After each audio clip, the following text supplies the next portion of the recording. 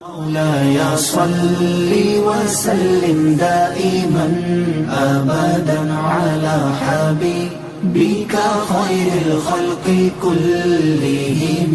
مولاي صل وسلم دائما أبدا على حبيبك خير الخلق كلهم. مولاي صل وسلم دائما أبدا.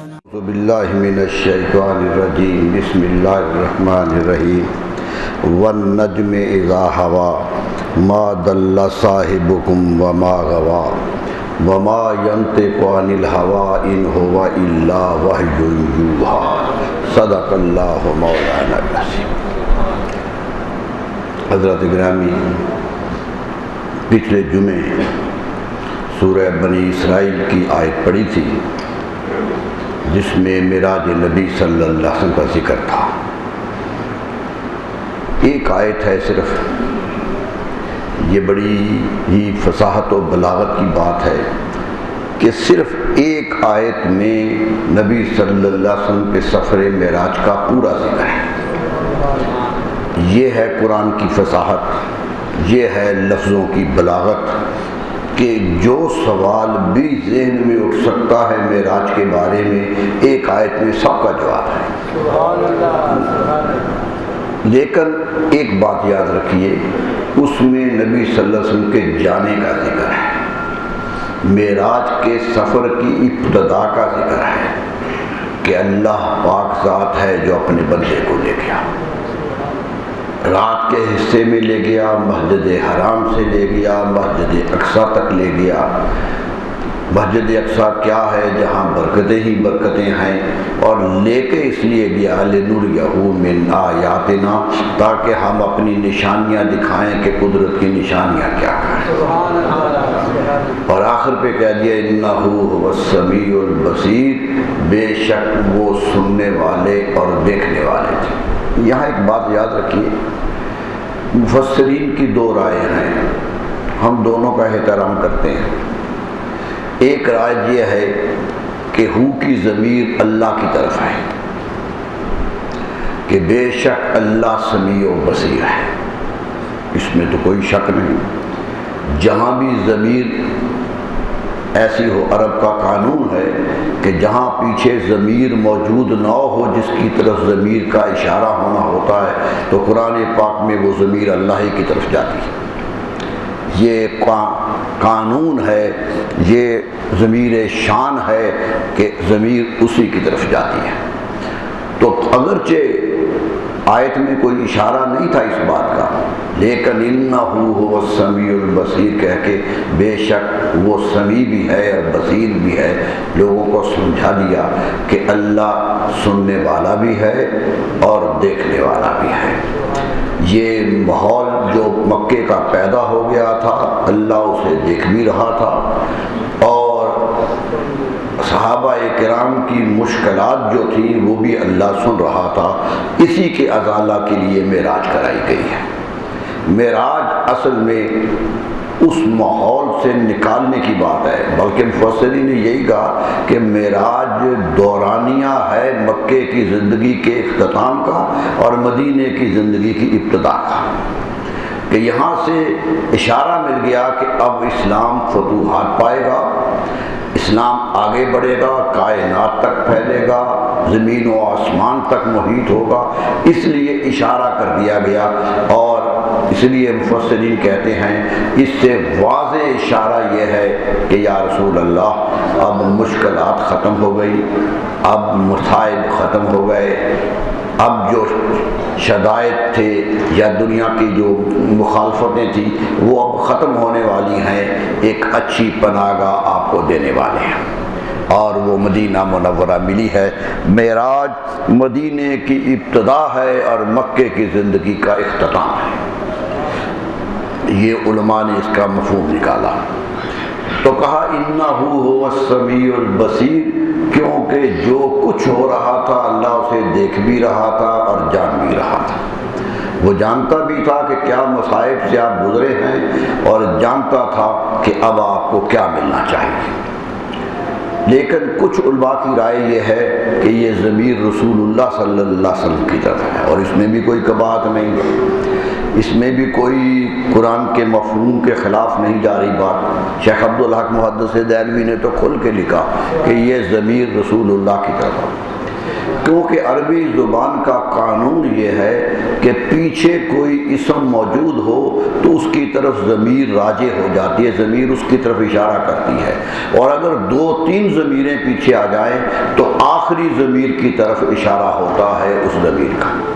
یہ قانون ہے کہ 2-3 باتیں کہہ دی جائیں، 2-3 کا ذکر آ جائے تو جب ضمیر آئے گی تو وہ آخر اسم کی طرف جائے گی، اور کہا سبحان الذی، الذی سے اللہ کی ذات کا ذکر شروع ہوا تھا، اور بعد میں عبد ہی آیا کہ اپنے بندے کو لے گیا، اور عبد کیونکہ مؤخر ہے الذی سے، اس لیے ضمیر کا مرجع قانون عربی کے مطابق عبد کی طرف ہے۔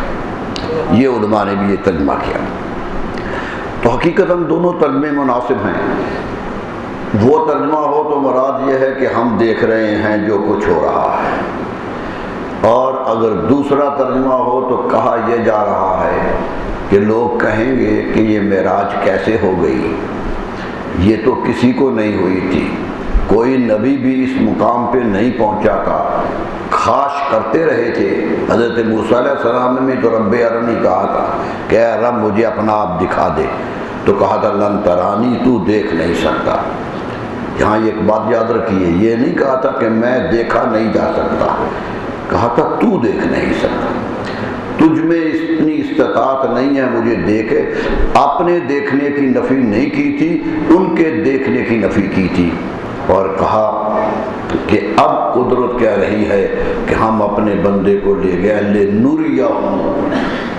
لن ترانی کے ضمیر بھی راہ ہے اور نُرِیَہُ میں بھی ضمیر راہ ہے، ایک ہی فعل ہے دونوں میں، کہ وہاں کہا نہیں دیکھ سکتا، یہاں کہا کہ ہم لے گئے تاکہ دکھائیں۔ فرق صاف نظر آ گیا کہ ایک کو کہا آپ دیکھ نہیں سکتے، اور دوسرے کی استطاعت موجود ہے، اس لیے کہا ہم لے گئے تاکہ دکھا دیں، کیونکہ وہ دیکھنے انہ هو السمیع البصیر، بے شک وہ سننے کی طاقت بھی رکھتا تھا اور دیکھنے کی طاقت بھی رکھتا تھا۔ یہ بات تو قرآن کی ایک آیت میں نظر آئی، سورہ نجم جس کی آیات میں نے اب پڑھی ہیں، یہ وہ ہے جس میں معراج سے واپسی کا ذکر ہے۔ وہاں معراج پر جانے کا ذکر ہے، یہاں واپسی کا ذکر ہے، اور واپسی کا ذکر اور جانے کے ذکر میں جو فرق ہے وہ اہل علم بخوبی جانتے ہیں۔ ایک ایک لفظ بتا رہا ہے کہ فرق کیا ہے۔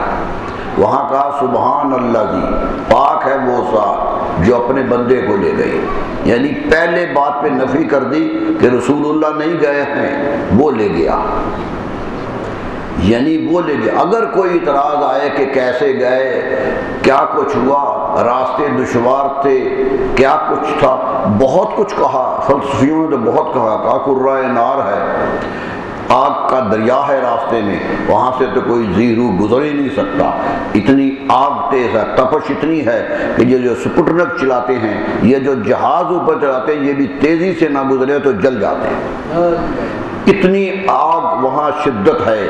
اور یہ بات سائنسدان بھی کہہ رہا ہے اور فلسفی بھی کہہ رہا ہے، اور یونان والوں نے بھی کہی، اور آج یورپ بھی یہی کہہ رہا ہے کہ وہاں سے گزرنا محال ہے۔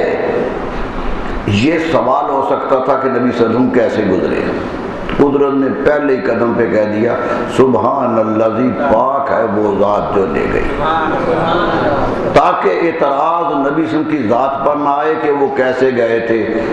اگر سوال کرنا ہے تو رب پر کہو کہ اب وہ لے جا سکتا تھا یا نہیں لے جا سکتا۔ یہ بات صادقت واضح کر دی کہ اگر رب کو قادر و قیوم سمجھتے ہو کہ وہ ہر کچھ کر سکتا ہے، تو پھر اس کو بھی تسلیم کر لو کہ وہ اپنے بندے کو لے گیا، تسلیم کر لو کہ وہ اپنے بندے کو بے عبد ہی اپنے بندے کو لے گیا تھا، کسی غیر کو تو نہیں لے گیا تھا۔ یہ کی ضمیر اپنی طرف ہے کہ میرا بندہ تھا، میرا بندہ تھا اس لیے میں لے گیا۔ معلوم ہوتا ہے کہ قدرت جب فیصلہ کرنے پہ آتی ہے تو اپنے بندوں کے بارے میں بڑے فیصلے کر دیا کرتی ہے۔ چلے گئے، لیکن عبد کہا میرا بندہ تھا لے گیا۔ یہ جو آیت میں پڑھ رہا ہوں اس میں ہے کہ آپ واپس آ گئے، اس میں عبد نہیں کہا۔ وَالنَّجْمِ إِذَا هَوَىٰ، قسم ہے اس تارے کی جو واپس آیا۔ نجم چمکتا ہوا ستارہ، روشن ستارہ، فرمایا قسم ہے ستارے کی ہوا۔ عربی کا طالب علم جانتا ہے ہوا اوپر سے آنا نہیں ہوتا، جا کے آنا ہوتا ہے۔ ہوا کنکر پھینکے اوپر، جب لوٹ کے واپس آ جائے، روڑا پھینکا جائے واپس آئے تو اسے ہوا کہتے ہیں عرب، یعنی نیچے سے جا کر واپس آنے کو ہوا کہتے ہیں۔ فرمایا قسم ہے اس ستارے کی جو لوٹ کے آیا تھا، جو لوٹ، یعنی جانے کا بھی ذکر کر دیا کہ گئے یہاں سے تھے واپس آئے تھے۔ علماء کہتے ہیں بڑی سادہ سی بات بتا دی کہ لوگوں جب ہم لے گئے تھے تو ہمارے بندے تھے لے گئے، کسی کو کیا اعتراض ہو سکتا؟ ہمارا بندہ تھا ہم لے گئے، جتنی چاہیں نوازشیں کریں۔ اب تمہاری طرف واپس آئے ہیں تو اب وہ ستارہ بن کے آئے ہیں، اب وہ نورانیت کا پیکر بن کے آئے ہیں۔ ہمارے بندے تھے ہم لے گئے، تمہاری طرف آئے تو وہ ستارے ہیں، روشن کا معیار ہیں، تمہاری ساری زندگی کی روشنی کا معیار وہی رسول ہے۔ تو بات بڑی واضح کرتا ہے، کہا وہ ستارے کی قسم جو واپس لوٹ کے آیا، ما ضل صاحبکم وما غویٰ۔ عرب کہتے تھے نا یہ تو ہمارے پاس سے رات کو، یہ تو رات کو مکے میں نماز پڑھ رہے تھے، یہ تو حتیم میں بیٹھے ہوئے تھے، یہ تو یہاں چلتے پھرتے تھے، یہ کہتے میں ہو کے آ گیا۔ کہاں چلے گئے تھے؟ کون لے گیا تھا؟ یہ اعتراض اٹھ رہے تھے۔ قرآن نے جواب دے دیا ما ضل صاحبکم وما غویٰ، فرمایا یہ جو تمہارا ساتھی ہے جو گیا تھا یہ بھٹکا کہیں نہیں ہے اور نہ راستہ بھولا ہے، راستہ بھولا نہیں ہے، یہ سارا راستہ ما غویٰ نہیں راستہ بھولا ہے۔ یہاں ایک سوال ہے کہ یہ کہنے کی ضرورت کیوں پیدا ہوئی کہ ما غویٰ وہ راستہ نہیں بھولا ہے، جبکہ جبریل لینے آئے تھے، راہبر تو ساتھ تھا، رہنما تو ساتھ تھا، کہیں جانا ہو گھر پتہ نہ ہو کوئی لینے آ جائے تو بھولنے کا سوال نہیں پیدا ہوتا کہ راہبر ساتھ ہے، جبریل ساتھ تھے تو کہنا چاہیے تھا کہ آپ کا ساتھی بھٹکا نہیں ہے کیونکہ راہبر آپ کو ساتھ دیا تھا۔ قرآن نے کوئی ذکر نہیں کیا، صاحبکم کہا، یہ آپ کا ساتھی جو ہے رسول اکرم صلی اللہ علیہ وسلم یہ بٹکے نہیں ہیں۔ معلوم ہوتا ہے جانے میں تو جبریل ساتھ تھے، آنے میں جبریل ساتھ نہیں تھے۔ یہ آیت اشارہ کر رہی ہے کہ خود آئے تھے، بلکہ مجھے تو یقین ہے کہ وہ سدرۃ المنتہا کے بعد ساتھ ہی نہیں تھے۔ سدرۃ المنتہا پر انہوں نے ہاتھ کھڑے کر دیے تھے کہ میں آگے نہیں جا سکتا، نہیں جا سکتا، اس سے آگے میرا مقام ہی نہیں ہے، میں یہی ہوں، اس سے آگے جانا میری ہمت ہی نہیں ہے، آپ جائیے گا۔ لیکن اسے بھی یقین ہے کہ آپ چلے جائیں گے، یقین جبریل کو بھی ہے کہ میں نہیں جا سکتا، یہ چلے جائیں گے۔ ایک بہت بڑے بزرگ نے لکھا، حضرت عبد القدوس گنگوئی علیہ رحمہ، بہت بڑے بزرگ ہیں، وہ کہتے میں نے جب یہ پڑھا تو مجھے حیرت ہوئی کہ جبریل رسول اللہ کے ساتھ جا رہے تھے، لے کے ہاتھ جا رہے تھے، ہاتھ میں ہاتھ ڈال کے جا رہے تھے، یہ کیوں کہہ دیا میں آگے نہیں جا سکتا؟ یہ کیوں کہہ دیا؟ اپنے آپ پر اعتماد کر کے کہہ دیا ارے جن کا ہاتھ پکڑا ہے وہ لے جا رہے ہیں تو چلے جاؤ، اگر لے جا رہے ہیں۔ رسول اللہ صلی اللہ علیہ وسلم جبریل ساتھ چلو، کہا تھا نبی صلی اللہ علیہ وسلم کے ساتھ چلو، کہنے میں جی میں جا نہیں سکتا۔ حضرت عبد القدوس گنگوئی لاتے کہ میں قسم کھا کے کہتا ہوں کہ میں ہوتا تو واپس نہ آتا۔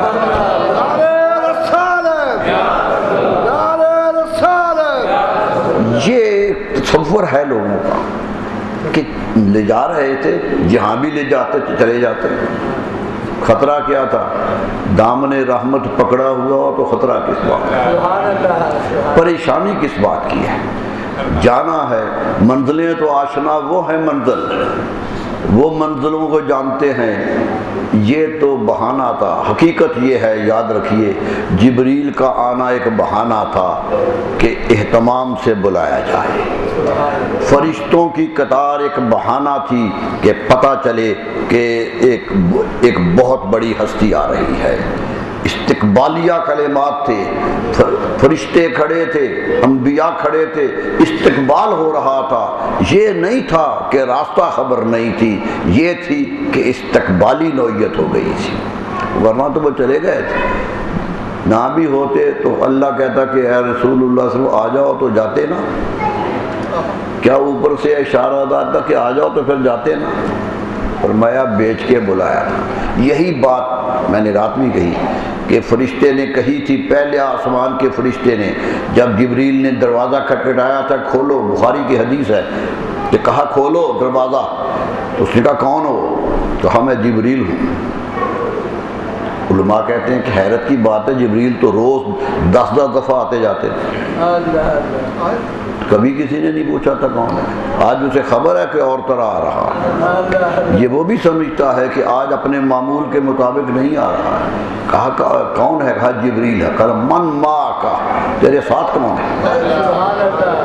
ساتھ کون ہے؟ حضرت ابو ذر غفاری راوی ہے اس حدیث کے کہ من ما کا، کہا مائی محمد صلی اللہ علیہ وسلم، رسول اللہ میرے ساتھ۔ تو فرشتے نے کہا کیا بلایا گیا ہے؟ وہ بھی سمجھتا ہے کہ ویسے آتے تو اور بات تھی، یہ جو اہتمام سے آیا ہے بلایا گیا ہے۔ فرمایا ہاں بلایا گیا ہے۔ دروازہ کھولا اور مرحبا کہہ کے استقبال کر دیا۔ معلوم ہوتا ہے ایک اہتمام تھا سارا کا سارا، اہتمام سے گئے، سدرۃ المنتہا تک اسی اہتمام سے گئے۔ انبیاء کی قطاریں کھڑی ہیں، دیکھ رہے ہیں، نبی صلی اللہ علیہ وسلم نے انبیاء کے نام بھی لیے ہیں کہ فلاں فلاں جگہ کھڑا تھا، فلاں فلاں جگہ۔ فرمایا پہلے آسمان پہ آدم علیہ السلام ملے تھے، دوسرے آسمان پہ حضرت عیسیٰ علیہ السلام اور حضرت یحییٰ علیہ السلام ملے تھے۔ آپ جانتے ہیں حضرت عیسیٰ علیہ السلام اور یحییٰ علیہ السلام خالہ زاد بھائی ہیں، یہ آپس میں تعلق ہے ان کا، یہ ایک ہی دور میں ہوئے ہیں۔ دریا بہتا تھا، دریا کے ادھر ان کی نبوت تھی، ادھر ان کی نبوت تھی، اور سیر کرتے کرتے دریا میں دونوں بھائی اکٹھے ہو جاتے تھے۔ یہ روایت موجود ہے۔ تو کہا دوسرے آسمان میں گئے تو وہ استقبال کے لیے کھڑے تھے، تیسرے آسمان پہ گئے تو حضرت ادریس کھڑے تھے۔ اللہ و مکانا علیہ، قرآن کہتا ہم نے اٹھا لیا تھا، ایک ایک کر کے اٹھایا۔ کبھی حضرت ہارون مل رہے ہیں، کبھی حضرت موسیٰ مل رہے ہیں۔ چھٹے آسمان پہ موسیٰ علیہ السلام اور آخری آسمان پہ حضرت ابراہیم علیہ السلام جو جد الانبیاء ہیں، سب سے اگر حضور فرماتا ہے جب میں نے 7ویں آسمان پہ گیا تو میں نے دیکھا کہ ایک بزرگ صورت وجود ہے اور وہ ایک محل ہے بہت بڑا، اس کے ساتھ ٹیک لگائے آرام سے بیٹھے ہوئے، سفید ریش ہے، ایک حسین چہرہ ہے۔ میں نے کہا جبریل یہ کون ہے؟ کہا جی آپ کے دادا حضرت ابراہیم علیہ السلام، یہ آپ کے دادا ہیں ابراہیم علیہ السلام، سب سے اوپر مقام پہ بیٹھے ہیں۔ اللہ نے انہیں بڑا مقام دیا ہے۔ سچی بات یہ ہے حضرت ابراہیم علیہ السلام کا مقام بہت بلند ہے۔ حضور صلی اللہ علیہ وسلم فرماتے ہیں قیامت میں جب لوگوں کا حساب کتاب ہوگا تو عرش حق لگے گا، اللہ کا عرش لگے گا، اور اس کے فرمایا دائیں جانب عرش کے حضرت ابراہیم علیہ السلام کی کرسی ہوگی، ان کی نشست دائیں جانب ہوگی۔ صحابہ نے پوچھا حضور آپ کہاں ہوں گے؟ فرمایا میں بائیں جانب ہوں گا۔ فرمایا میں بائیں جانب ہوں گا، دائیں جانب حضرت ابراہیم علیہ السلام ہوں گے۔ شان دیکھیے، عظمت دیکھیے، کیا مسلط ہے اس میں؟ یہ تو مسلط مفسرین نے لکھی، محدثین اس کی مسلط بیان کرتے ہیں، لیکن یہ تو دیکھیے کہ قدرت کے دائیں ہاتھ بیٹھے ہوئے ہیں، وَاتَّخَذَ اللَّهُ إِبْرَاهِيمَ خَلِيلًا، قرآن کہتا ہے اللہ نے خود ابراہیم علیہ السلام کو اپنا دوست بنا لیا۔ یعنی وہ اللہ کے دوست بن کے نہیں آئے تھے، اللہ نے انہیں دوست بنا دیا۔ صیغہ اتخذا ہے، فاعل اللہ کی ذات ہے۔ اتخذ اللہ، اللہ نے بنا لیا تھا ابراہیم کو خلیل۔ وَسَمَّاكُمْ مُسْلِمِينَ، فرمایا تمہارا نام ہی مسلمان انہوں نے رکھا تھا، تم پہلے مسلمان کہلاتے ہی نہیں تھے۔ مسلمان پہلی دفعہ وہ کیوں کہ رب نے کہا تھا اسلم قال اسلمت لرب العالمین، کہا رب نے کہا تھا اے ابراہیم جھک جا ہمارے سامنے، کہا میں رب العالمین کے سامنے جھک گیا۔ جھکنے والے پہلے تھے اس لیے مسلمان کہتے۔ تو بات یہ ہے کہ دیکھتے چلے گئے، سدرۃ المنتہا پہ بات ختم ہو گئی، جبریل رک گئے کہ آگے نہیں جانا ہے، نبی صلی اللہ علیہ وسلم آگے گئے، کتنی منزلیں طے کی یہ بات کسی کے حساب کتاب میں نہیں ہے۔ بڑی بڑی کتابیں لکھی، لوگوں نے محنت بھی بڑی کی، حدیث کے روایات بھی، یہ نہیں کہ روایات نہیں ہیں، روایت بہت ہے۔ میں نے رات بھی کہا 45 راوی ہیں اس حدیث کے، ایک راوی بھی نہیں ہے، جن میں وہ راوی میں سب سے بڑے راوی حضرت ابو ذر غفاری رضی اللہ تعالیٰ۔ کیوں کہ یہ کہتے ہیں کہ میں نے معراج کے بارے میں، یہ مکے میں مسلمان ہو چکے تھے، یہ مکے میں اسلام لا چکے تھے، فرمایا میں نے خود جا کے نبی سے پوچھا تھا یا رسول اللہ آپ کو معراج کیسے ہوئی، سبحان اللہ، اور مجھے رسول اللہ صلی اللہ علیہ وسلم نے خود بتایا تھا کہ یوں ہوئی ہے۔ اس لیے بخاری نے سب سے پہلے انہی کی حدیث نقل کی، وہی ہے، مسلم میں بھی انہی کی حدیث ہے، بعد میں دوسرے صحابہ کی حدیثیں۔ تو گئے اللہ کے ہاں پہنچے، قریب ہو گیا، قریب آ جاؤ، قریب آتے چلے گئے۔ اللہ تعالیٰ نے اس کا ذکر کر دیا سورہ نجم میں کہ قسم ہے اس ستارے کی جو لوٹ کے آیا، یقین کرو تمہارا ساتھی بھٹکا نہیں ہے، بہکا نہیں ہے، یہ راہ یاب وجود ہے، یہ راہ جاننے والا وجود ہے۔ یہ مکے والوں کو کہا جا رہا ہے، مکے والوں کو تنبیہ کی جا رہی ہے کہ تم یہاں کہتے ہو غلط بات کہتے ہیں، تم یہاں نہیں مانتے کہ ان پر کوئی جن آگے کچھ باتیں بتا جاتا ہے کہ یہ نعوذ باللہ بھٹک گئے ہیں، ارے وہ تو وہاں نہیں بھٹکے تھے جہاں کوئی راستہ ہی نہیں تھا، جہاں راستہ ہی نہیں تھا، جہاں کوئی پیمانہ ہی نہیں تھا، زمان و مکان کی حدیں ہی نہیں تھی، جو وہاں نہیں بھٹکتا وہ مکے کی سرزمین پہ کیسے بھٹک جائے؟ وہ مکے کی سرزمین پہ حقیقت یاد رکھ لیجئے، نبی راہ یاب نبی ہوتا ہے، نبی کی صفت یہ ہوتی ہے کہ وہ زندگی میں کبھی بھٹکتا نہیں ہے، یہ ایک کہنوں کیوں کہ وہ پیدا ہوتا ہی نبی ہوتا ہے۔ فرمایا ما دل صاحبکم وما غوا وما ینطق عن الہوی، اور اے مکے والو یہ جو معراج کا قصہ بیان کر رہے ہیں، آپ واپس آئے تھے نا تو آپ خانہ کعبہ میں بیٹھ گئے، حتیم کے ساتھ ملتزم کے پاس بیٹھ گئے تھے، کہنے لگے مکے والو آؤ میں تمہیں ایک واقعہ سناؤں۔ صبح کا تھا، پہلی صبح تھی اور آپ نے معراج کا واقعہ سنایا۔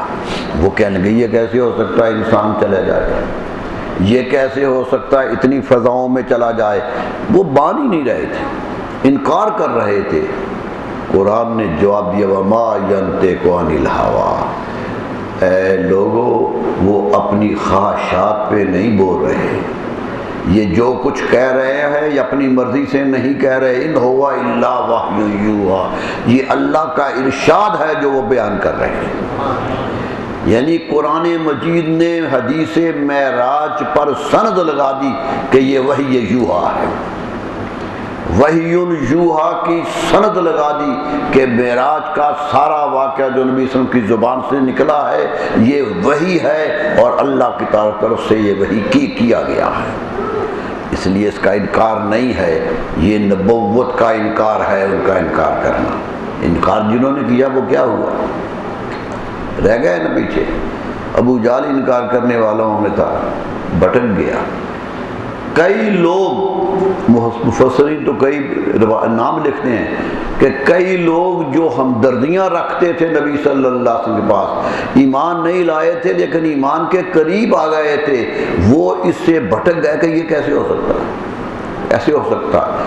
کچھ لوگ بھٹک گئے۔ میرے دوستو، یہی امتحان تھا قدرت کی طرف سے کہ صرف نبی کو دیکھ کر، ان کے معجزات دیکھ کر ایمان نہ لاؤ، ان کی طاقت کو دیکھ کر ایمان لاؤ، ان کی عظمت کو دیکھ کر ایمان لاؤ، اور جو وہ لائے گا وہی بڑا ہوگا۔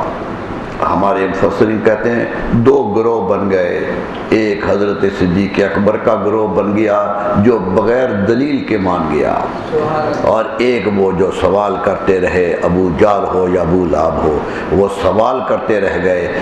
آج بھی انسانوں کے دو ہی گروہ ہیں، ایک ماننے والا ہے، ایک انکار کرنے والا ہے۔ معراج کا ایمان نبوت پر ایمان ہے، نبوت کی عظمتوں پر ایمان ہے، اور یہ بات لوگ جانتے ہیں۔ اور یہ سوال کہ کیسے چلے گئے تھے، سیدھا سا ہے کہ رب لے گیا تھا۔ آگ سے کیسے گزر گئے، وہ گزارنے والا ہے۔ جو حضرت ابراہیم علیہ السلام کو آگ کے اندر گلزار کرتا ہے، وہ نبی کو قرۂ نار سے نہیں نکال سکتا۔ جو وہاں آگ نہیں لگنے دیتا، وہ رہے آگ میں۔ بردم و سلام علی ابراہیم، کہا کہ اے آگ برد ہو جا، سلامتی ہو جا ابراہیم۔ وہ جو وہاں بردن و سلامن کہہ رہا تھا، وہ جسے خود لے جا رہا ہے اس کے لیے نہیں کہہ سکا، یہی کہا۔ لیکن ایک بڑی عجیب سی دلیل دی حضرت مجدد الثانی علیہ الرحمہ۔ ایک صاحب آئے، کہنے لگے جی یہ تو ممکن نہیں چلا جائے، قرۂ نار ہے، اتنا بڑی آگ ہے کہ وہاں سے گزرا ہی نہیں جا سکتا، جل جاتا ہے۔ آپ فرمان لگے میں مانتا ہوں قرۂ نار ہے، ہمارا فلسفہ بھی یہی کہتا ہے، آگ ہے، گزرنا محال ہے، لیکن یہ بتاؤ ذرا میرے پاس آؤ۔ فرمایا یہ آسمان پہ تارا چمک رہا ہے، دیکھو ذرا، نظر آتا ہے؟ اس نے آنکھ اٹھائی، کہنے لگا نظر آتا ہے۔ کہا مجھے بتاؤ کہ تمہاری آنکھ کی نظر تارے پہ پہنچ گئی، راستے میں قرۂ نار کیوں نہیں آیا؟ قرۂ نار کیوں نہیں آیا؟ ارے تمہاری روشنی جو اللہ نے آنکھ میں تھوڑا سا نور دیا ہے، وہ ان منزلوں سے گزر جاتا ہے، اور جسے سراپا نور بنا کے بھیجا ہے وہ کیوں نہیں گزرتا؟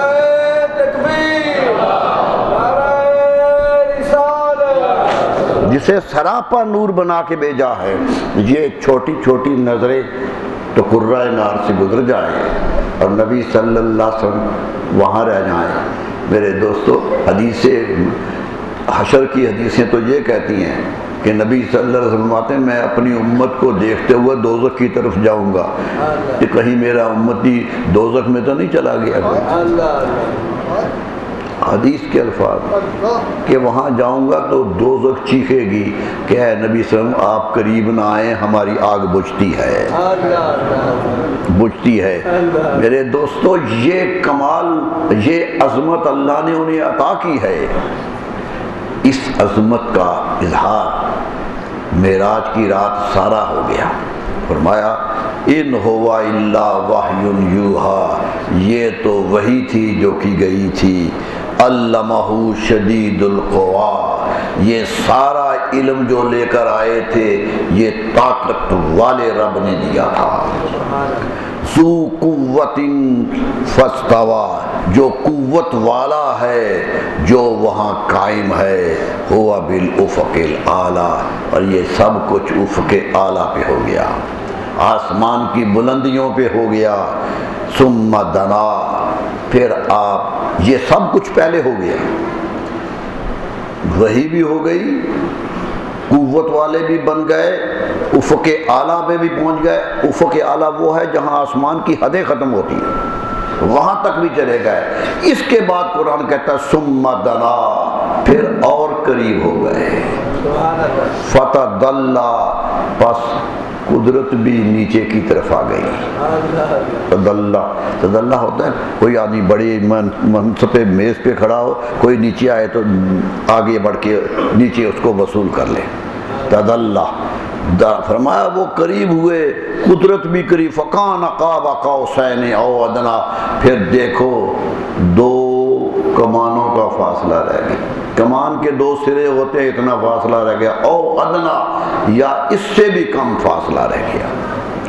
کتنا کم رہ گیا یہ تو ہم بتا نہیں سکتے. او ادنا صیغہ تفصیل کا ہے, صیغہ تفصیل کا ہے, یہ نہیں کہا کہ اس سے کچھ زیادہ قریب ہو گئے. فرمایا ادنا, اس سے بہت کم ہو گیا. کتنا قریب ہو گئے یہ تو اندازہ انسانی ذہن لگا نہیں سکتا, لیکن قرب کی انتہا ہو گئی. خالق کے قریب مخلوق میں سے اگر کوئی وجود انتہا کو پہنچا ہے تو وہ رسول اکرم صلی اللہ علیہ وسلم سب سے قریب ہیں اپنے رب کے. قرب کی انتہا ہے, او ادنا کی منزل پہ قائم ہیں, قریب ہیں. فَأَوْحَىٰ إِلَىٰ عَبْدِهِ مَا أَوْحَىٰ, پھر ہم نے اپنے بندے کی طرف جو چاہا وہی کیا. جتنی نعمتیں دے سکتے تھے دے دی, بے تحاشا نعمتیں دے دی. کتابیں بری ہوئی ہیں ذکر سے, کتنا کچھ ملا, اتنا کچھ مل گیا کہ پوری امت کی بخشش کے لیے کافی تھا. فرمایا قریب ہو گیا. اوہا الی عبدہ ما اوہا, جتنا قریب جتنا بھی دیا جا سکتا تھا دے دیا گیا.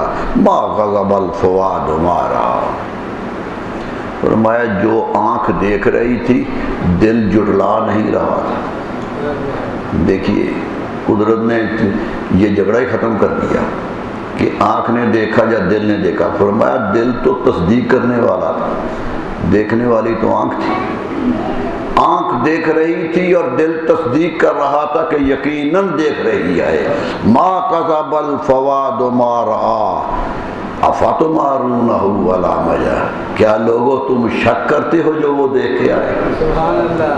قدرت نے کہا کیا شک کرتے ہو جو دیکھ کے آئے ہیں.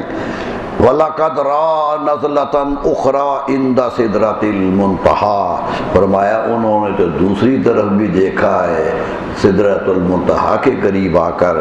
عِنْدَهَا جنت الماوا, جہاں جنت کی قسم ماوا وہاں ہے. جنت کی وہ قسم جو سب سے قیمتی قسم ہے وہ سدرۃ المنتہا کی قریبی ہے.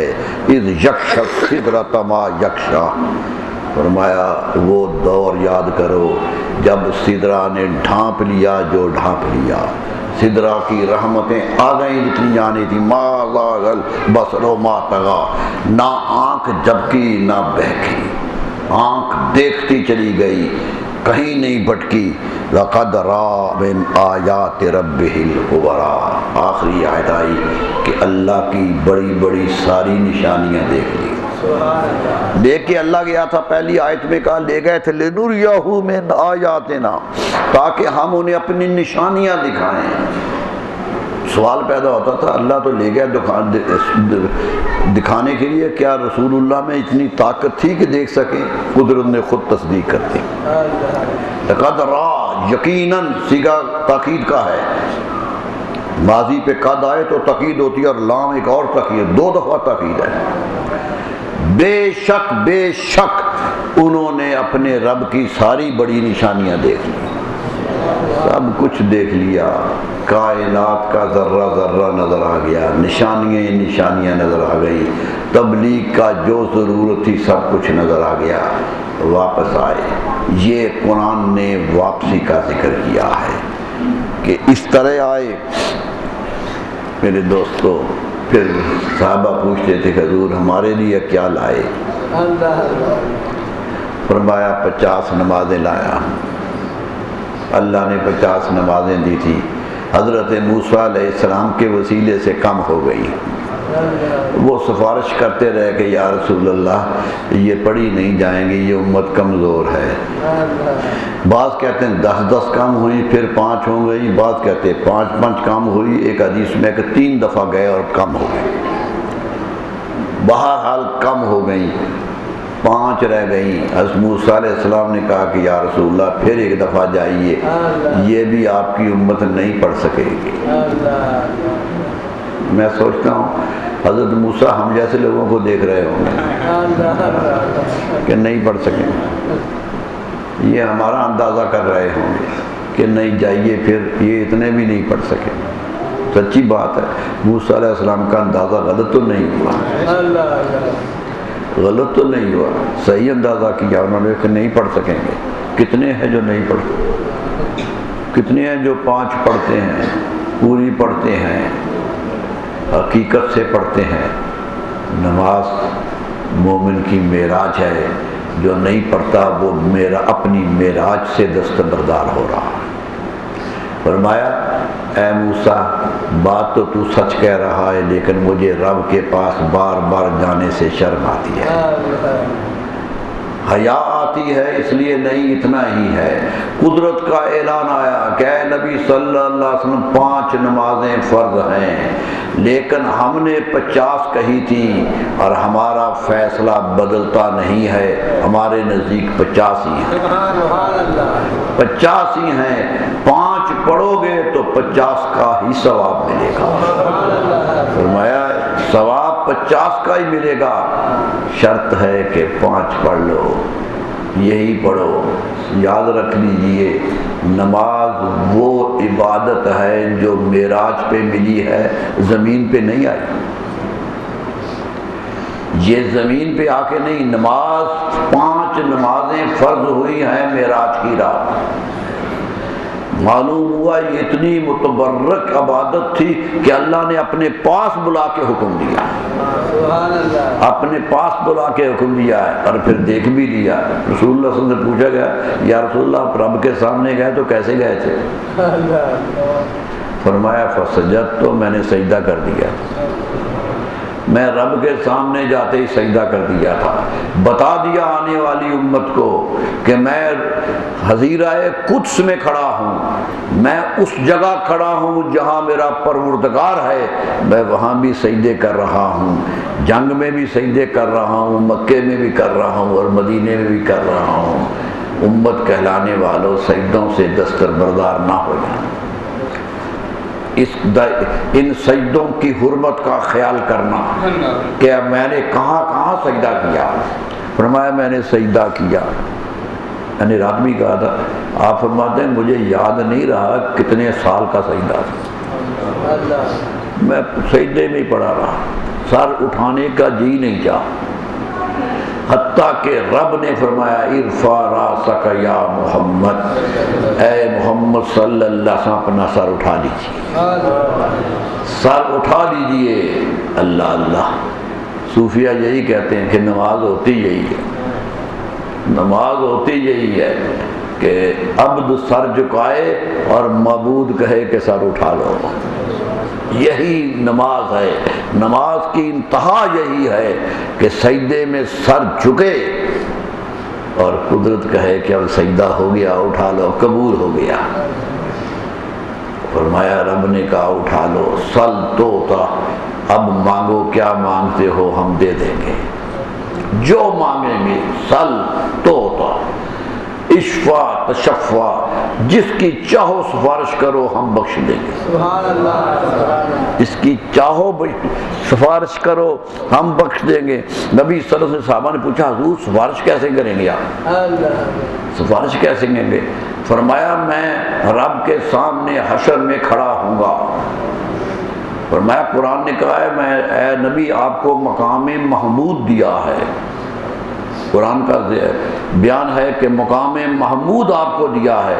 فرمایا یہ وہ مقام ہوگا جہاں میں کھڑا ہوں گا، اشفع لامتی فی، وہاں کھڑا ہو کے اپنی امت کی سفارش کروں گا۔ مقام محمود ہی یہ ہے کہ سفارش کرنی ہے امت کی، ایک ایک قدم پہ امت یاد رکھی، عرش پہ بھی امت یاد رہی، فرش پہ بھی امت یاد رہی، مشکل میں بھی امت یاد رہی۔ کاش امت بھی اپنے نبی کو اسی طرح یاد رکھے، اسی طرح یاد رکھنے کی عادت پڑ جائے۔ یہی کائنات کا حسن ہے، یاد ہی کرتے ہیں۔ حضور صلی اللہ علیہ وسلم دنیا سے جا رہے تھے، حدیث آتی ہے کہ جا رہے تھے، آخری لمحہ تھا کہ جبریل آئے، آخری لمحہ تھا دنیا سے جانے کے لیے، جبریل آئے، کہا یا رسول اللہ، اللہ آپ کو بشارت دیتا ہے کہ آپ کا امتی اگر سال مرنے سے پہلے توبہ کر لے گا ہم بخش دیں گے، ساری عمر کے گناہ بخش دیں گے۔ فرمایا جبریل یہ تو بہت لمبا عرصہ ہے۔ پھر گیا، پھر اور رعایت ہوئی، پھر اور رعایت ہوئی، حدیث بہت لمبی ہے کہ رعایت ہوتی چلی گئی، حتیٰ کہ جبریل نے کہا کہ یا رسول اللہ، رب کہتا ہے کہ جو آدمی مرنے پہ آ جائے، زبان رک جائے، اشارے سے یہ اعتراف کر لے اپنے رب کا، تو ہم بخش دیں گے، بخش دیں گے۔ میرے دوستو، بخششیں قربان ہوتی ہیں امت پر، امت کے لیے۔ کاش امت امت بن کے رہے، کاش یہ امت کا احساس ہو جائے کہ ان کا نبی کتنا بڑا نبی ہے، کتنی شان والا نبی ہے، اس شان کا اندازہ ہو جائے تو پھر زندگی کا سارا حسن برقرار رہ جاتا ہے۔ ورنہ میرے دوستو دعوے زبانی تو نہیں ہوتے، یہ دعوے تو نہیں ہوتے۔ لوگ دعویٰ کرتے ہیں قرب کا، بہت قرب کا دعویٰ کرتے ہیں، ذرا مشکل آ جائے تو پریشان ہو جاتے ہیں۔ صحابہ تو مشکل میں زیادہ دعوے کرتے تھے، وہ تو قریب آ کے زیادہ دعوے کرتے تھے۔ میں نے آپ کو کئی دفعہ سنایا، حضرت زید صحابی ہیں، مکے اور مدینے والوں کی جنگ ہو رہی تھی، بہت سخت دشمنی تھی، آنا جانا بند تھا، ایک دوسرے سے ملنا بھی بند تھا۔ اچانک یہ کہیں جا رہے تھے تو مکے والوں نے پکڑ لیا، مکے کا قافلہ جا رہا تھا، حضرت زید پکڑے گئے، مکے لے گئے، حرم میں کھڑا کر دیا اور اعلان کیا کہ جس نے محمد صلی اللہ علیہ وسلم سے بدلہ لینا ہے آؤ، ان کا ایک غلام پکڑا گیا۔ پورا مکہ برچیاں لیے آ گیا اور آپ کے جسم کے ایک ایک کونے پہ زخم لگائے، پورا جسم زخموں سے بھر دیا، بدلہ لے۔ یہ دشمن کی کمزوری ہوتی ہے کہ وہ مقابلہ پن آئے تو ایسے وہ اچھے ہتھ کنڈے استعمال کرتا، یہ ہتھ کنڈے دشمنی کے نہیں ہوتے، یہ کمزوریوں کے ہوتے ہیں۔ یہ ہوا تو ایک سردار بڑھ کے کہنے لگا زید آج تکلیف تو ہوتی ہوگی؟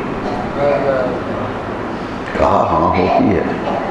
کہا خیال بھی آتا ہوگا کہ میں اسلام کیوں قبول کر گیا، اتنی مشکل میں کیوں پڑ گیا، اور مجھے تو خیال ہے کہ یہ بھی خیال تمہیں آتا ہوگا کہ میں یہاں نہ ہوتا وہ ہوتے جنہوں نے مجھے مکے سے علیحدہ کیا ہے، یعنی رسول اللہ صلی اللہ علیہ وسلم ہوتے، ان کو سزا مل رہی ہوتی، میں بچ جاتا۔ یہ مکے والوں نے طنزاً کہا حضرت زید کو۔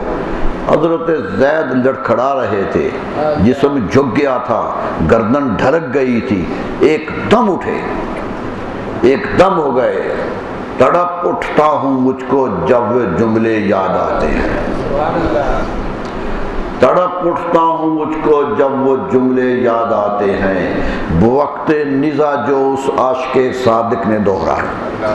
آخری لمحے کہنے لگے کہ مکے والوں یہ کیا کہہ دیے تم، یہ اس مصیبت سے ڈر کے میں کہہ دوں یہ سب کچھ ہے گوارا، پر یہ دیکھا جا نہیں سکتا کہ ان کے پاؤں کے تلوے میں ایک کانٹا بھی چبھ جائے۔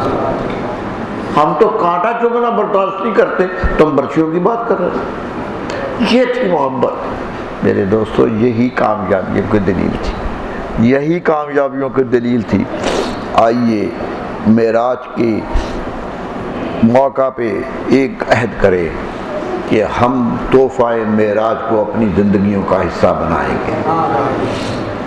معراج کا تحفہ ہے، حضور صلی اللہ علیہ وسلم فرماتے ہیں یہ معراج میں مجھے ملا تھا، یہ معراج کا تھا۔ فرمایا میں تو وہاں گیا تھا، معراج ہوئی تھی، تم سجدے کر لو تمہاری معراج ہو جائے گی۔ الصلاۃ معراج المومنین حدیث ہے کہ مومنوں کی معراج نماز ہے۔ سجدے کرو اپنے رب کے سامنے، جتنا جھکو گے اتنی ہی عظمتیں پاؤ گے، اتنا ہی درجے بلند ہوں گے، کیونکہ وہاں جھکنے سے ہی درجے ملتے ہیں۔ میرے دوستو، معراج کا واقعہ بہت تفصیل طلب ہے، راستے میں کیا دیکھا بہت باتیں ہیں۔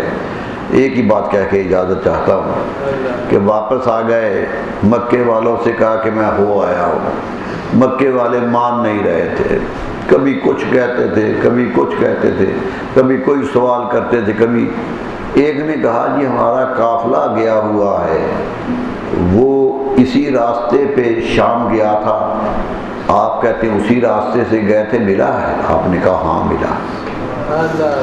آپ نے کہا ہاں ملا ہے قافلہ، میں واپس آ رہا تھا تو قافلہ ملا، میں تیزی سے گزرا تو وہ ان کے اونٹ بدک گئے تھے، ان کا سامان گر گیا تھا، میں رک گیا، میں نے ان کا سامان ڈھونڈ کے پھر دیا واپس۔ فرمایا آئے تو پوچھ لینا کہ میں ساتھ رہا۔ وہ کہنے لگے کب آئے گا؟ آپ نے کہہ دیا کہ فلاں دن آئے گا، سورج غروب ہونے سے پہلے آ جائے گا۔ مکے والے پہاڑوں کی چوٹیوں پہ چڑھ کے بیٹھ گئے کہ نبی سچا ہے یا نہیں سچا۔ تاریخ کہتی ہے کہ مکے کا قافلہ اسی وقت آ رہا تھا، راستے میں کوئی کام پڑ گیا، رک گیا اور کچھ دیر ہو گئی آنے میں۔ سورج غروب ہونے لگا تھا، قافلہ نہیں آیا تھا۔ کیا ہوا؟ معجزہ آیا یا نہیں آیا؟ قدرت نے کہا سورج کو روک دو، کہ میرے نبی نے کہا تھا سورج غروب ہونے سے پہلے قافلہ آئے گا۔ روک دیا گیا۔ الذی ردت علیہ الشمس وانشق القمر، وہ ذات مبارک جن کی وجہ سے سورج واپس آیا اور چاند دو ٹکڑے ہو گیا، وہ ذات تھی۔ قدرت نے کہا ہوگا، کبھی کبھی خیال آتا ہے کہ قدرت نے کہا ہوگا فرشتوں سے اسے روک لو، یہ غروب ہو گیا، ٹھیک ہے مظاہر قدرت کا فیصلہ تو ہو جائے گا، ہمارا کائنات کا نظام چل رہا ہے، اس کا تو صحیح فیصلہ ہو جائے گا، لیکن میرے رسول پر داغ لگ جائے گا کہ ان کے کہا پورا نہیں ہوا، اور ان پر داغ لگ گیا تو سورج کے چلنے کا فائدہ کیا ہے؟ یہ تو سب ان کی خاطر بنائے گئے ہیں۔ نظام شمس بدل دو، نبی کی زبان پہ جھوٹ نہ آنے دو۔ نعرہ تکبیر، نعرہ رسالت۔ نظام شمس بدل دیا گیا، ہوا ہے یا نہیں؟ تمام حدیث کی کتابیں بھری ہیں، واقعہ بیان کر رہے ہیں۔ میرے دوستو، نبی صلی اللہ علیہ وسلم کی محبت میں اللہ تعالیٰ نے کئی ایسے کام کیے۔ کیا کیا؟ خالق ان سے پیار کرتا ہے، ہم مخلوق ہو کے نہ کریں تو کتنی بدقسمتی ہے۔ خالق ان سے، وہ تو جو چاہتے ہیں وہ ہوتا ہے، جو کہتے ہیں وہ ہوتا ہے، قدرت کی طرف سے انعام ہی انعام ہے، بہت کچھ ملا ہے انہیں، کیا تفصیل بتاؤں، کیا ذکر کروں ان کے معجزات کا؟ ایک نہیں ہزاروں معجزات ہیں ان کے جن کا ذکر کیا۔ دیوبند سے کتاب چھپی دو، حبیب الرحمن عثمانی کی، جو دیوبند مکتبہ فکر کا امام تھا، مولانا شبیر احمد عثمانی جو پاکستان میں آ گئے تھے، ان کا بڑا بھائی تھا۔ لامیت المعجزات نظم میں لکھی اور 100 معجزہ نظم کیا۔ تسلی نہ ہوئی، کہتے مجھے تسلی نہ ہوئی۔ لامیت المعجزہ یعنی وہ نظم جس کے آخر پہ لام آئے، لام آیا، نظم چھپی ہوئی ہے ان کی، 100 معجزہ ہے ایک نظم میں، کہتے مجھے تسلی نہ ہوئی، پھر میں نے ایک اور نظم لکھی جس میں 100 معجزہ اور لکھا اور وہ دالیہ تھا، اور دونوں کی مولانا اعزاز علی، جن کی شرح آج کا طالب علم پڑھتا ہے، حماسہ کی اور وطن ربی کی شرح پڑھتا ہے، مولانا اعزاز علی نے دونوں نظموں کی شرح لکھی اور شرح آج بھی موجود ہے۔ آج بھی موجود ہے۔ معلوم ہوتا ہے کہ میرے نبی صلی اللہ علیہ وسلم کے قدم سے موزے جڑے ہوئے تھے، وہ چلتے تھے تو موزہ ہی موزہ ہوتا تھا، وہ بولتے تھے تو موزہ ہی موزہ ہوتا تھا۔ ایسا کون بولا ہے جو ان کے زبان سے نکلا ہے؟ کس کی فصاحت آئے گی؟ اب جاہز نے پوری کتاب لکھ دی رسول اللہ کی فصاحت پر کہ ایک جملہ بھی زبان سے ایسا نہیں نکلا جو پورے عرب ماحول میں چھوٹا جملہ ہو۔ یہ ہے جو اللہ نے انہیں شان دی تھی۔ معجزہ ہی معجزہ تھے، معراج ہی معراج تھے، انسانیت کی معراج تھے۔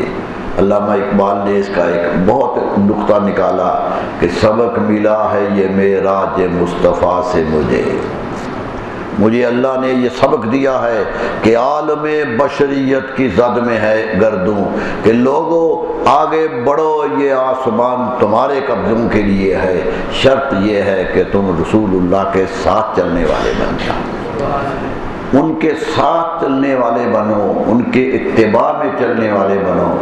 دعا کیجئے ہم اتباع رسالت میں کوشش کرتے رہیں، معراج کا ذکر کرتے رہیں۔